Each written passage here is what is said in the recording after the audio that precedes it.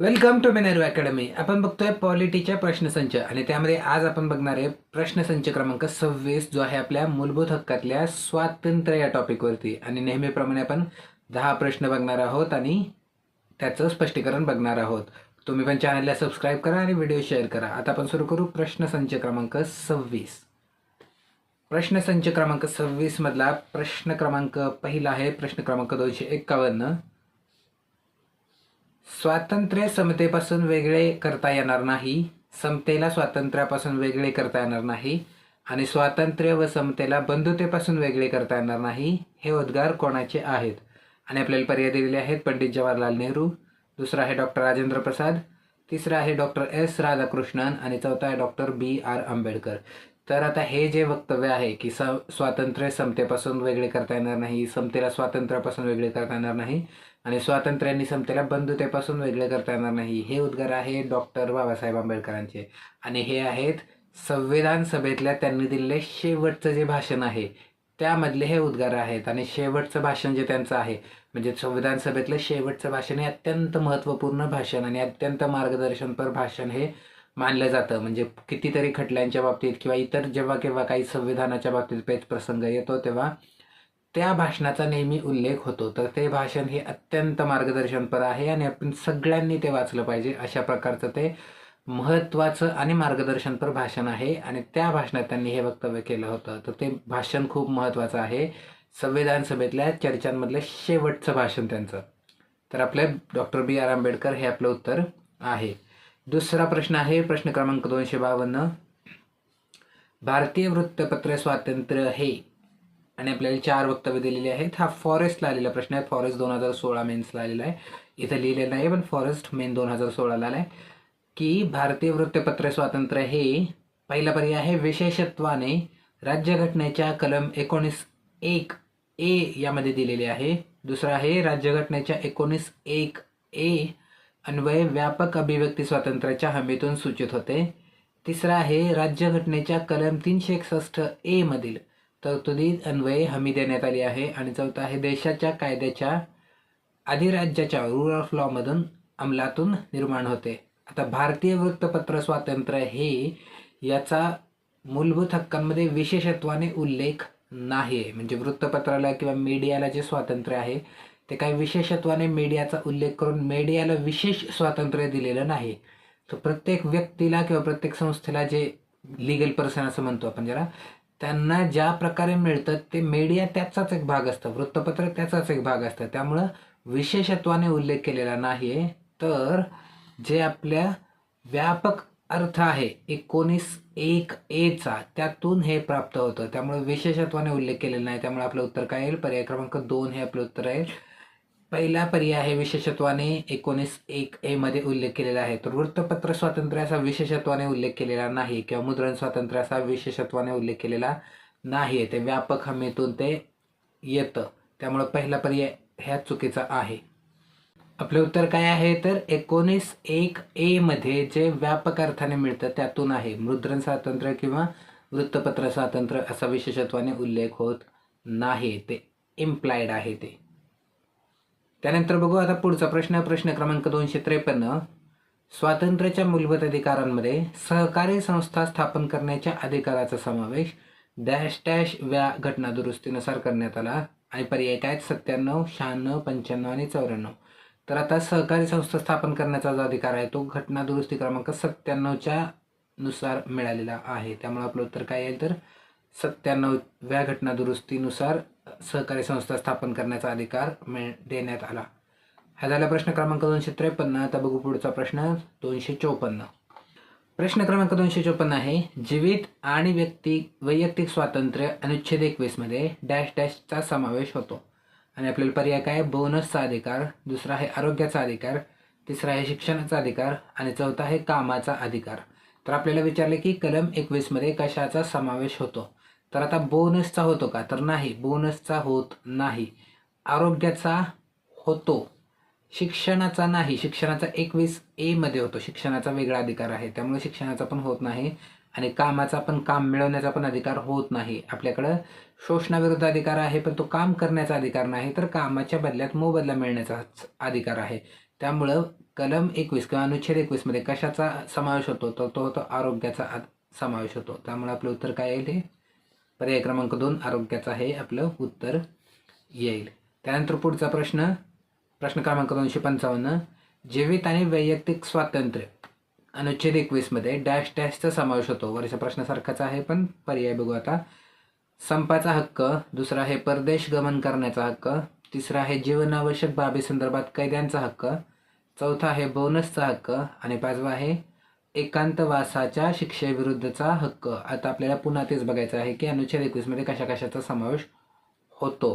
तर आता पहिले संपाचा हक्क, तर संपाचा हक्क नाही आहे, संपाचा हक्क नाही आहे त्यामुळं तो अनुच्छेद 21च काय, तो कुठल्याही कलमामधून तो मिळणारच नाही. दुसरं परदेश गमन करण्याचा हक्क, तर हा मिळतो. आता आपल्याला 2 हक्क आहेत. पहिला आहे की भारतीय क्षेत्रात कुठेही संचार करण्याचा स्वातंत्र्य आणि दुसरा आहे परदेश गमनाचा. भारतीय क्षेत्रात कुठेही संचार करण्याचं स्वातंत्र्य आहे ते 19 अंतर्गत मिळतं. परदेशात जाण्याचा आहे तो 21 अंतर्गत मिळतो. त्यामुळे हे 21 हे बरोबर आहे. दुसरा आता जीवनावश्यक बाबी संदर्भात कैद्यांचा हक्क, तर हा पण मिळतो. त्यामुळं हा पण आपल्याला 21 अंतर्गत मिळतो. तर हे पण आपलं उत्तर आहे. तिसरा आता त्यानंतर ड पर्याय बघू. ड काय आहे? बोनसचा हक्क, तर हा नाही मिळत. त्यामुळे हा नाही. आणि आता एकांतवासाच्या विरुद्ध शिक्षेचा हक्क, एकांतवासाच्या शिक्षेविरुद्धचा हक्क, तर हा पण मिळतो. त्यामुळे आता आपलं उत्तर काय येईल? तर आपल्याला ब मिळालेलं आहे, क मिळालेलं आहे आणि ई मिळालेलं आहे. त्यामुळे ब, क आणि ई असलेला आपला पर्याय क्रमांक 2 हे आपलं उत्तर आहे. हा झाला प्रश्न क्रमांक 255. आता बघू प्रश्न क्रमांक 256. प्रश्न क्रमांक 256 आहे, भारतीय संविधानात मूलभूत अधिकारासंबंधी योग्य विधाने शोधा.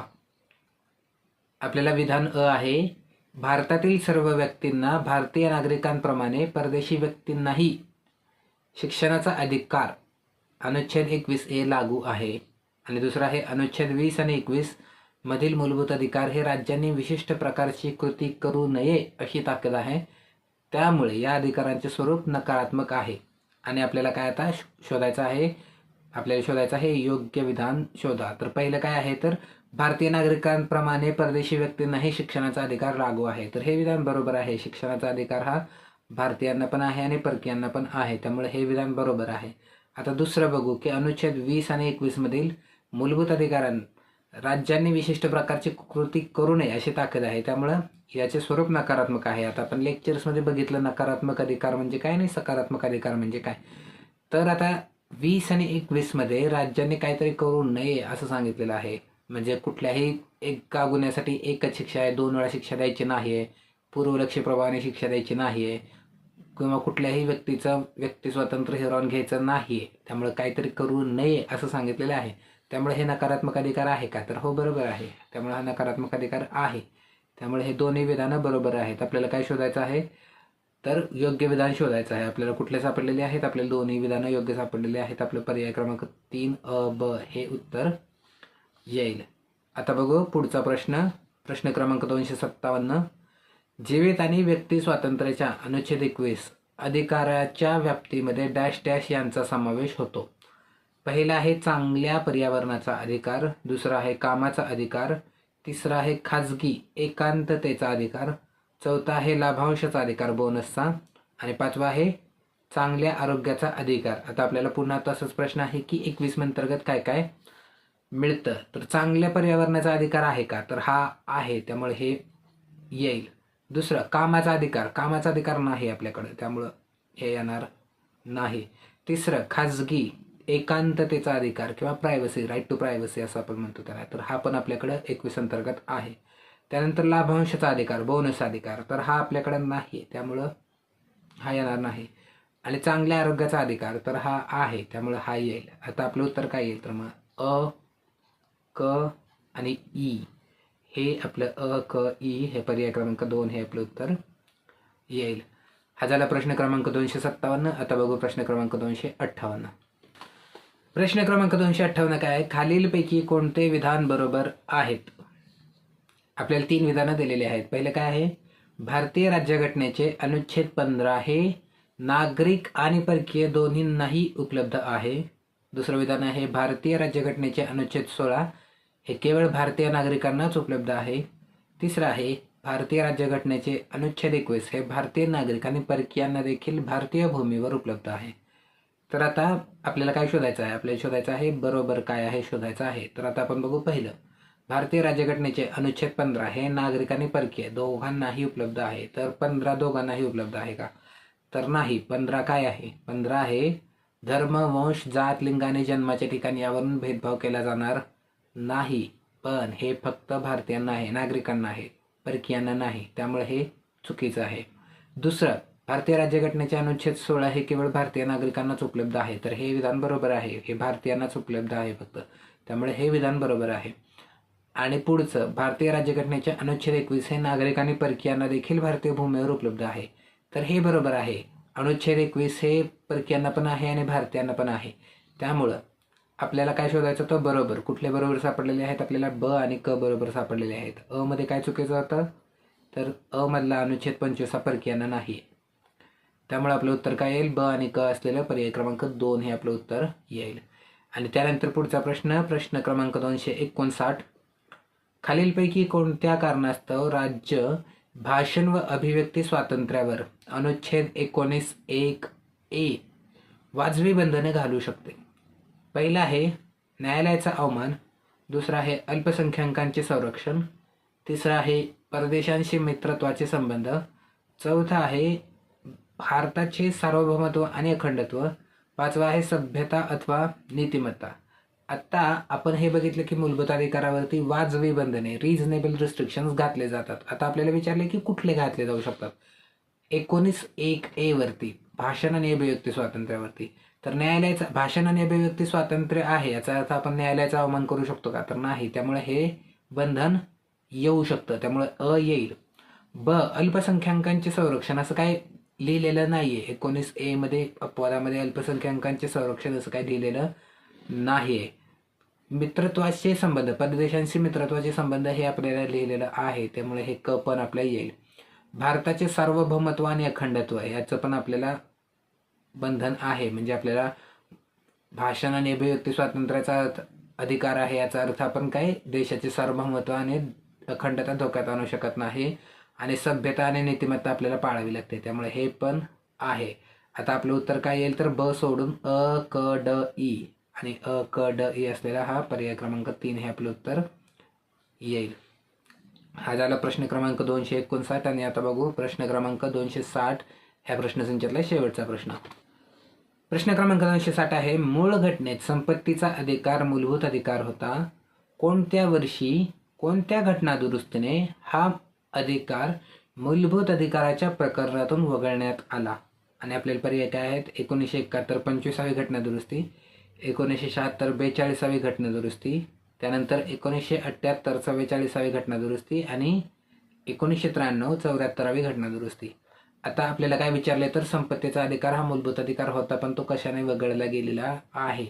तर तो वगळला गेलेला आहे 44वी घटना दुरुस्ती 1978. इथं बऱ्याच वेळा कन्फ्युजन होतं. 42व्याने वगळला का? 42व्याने नाही वगळला, 44व्याने वगळलेला आहे 1978. त्यामुळं मूळ संपत्तीचा जो मूलभूत अधिकार होता तो 1978 साली 44व्या घटना दुरुस्तीने वगळला गेला. त्याच्यानंतर तो आता फक्त संविधानिक अधिकार आहे, मूलभूत अधिकार नाही. त्यामुळे आपलं उत्तर काय येईल? हे पर्याय क्रमांक 3 आपलं उत्तर आलेलं आहे. आणि हा प्रश्नसंच इथं संपला.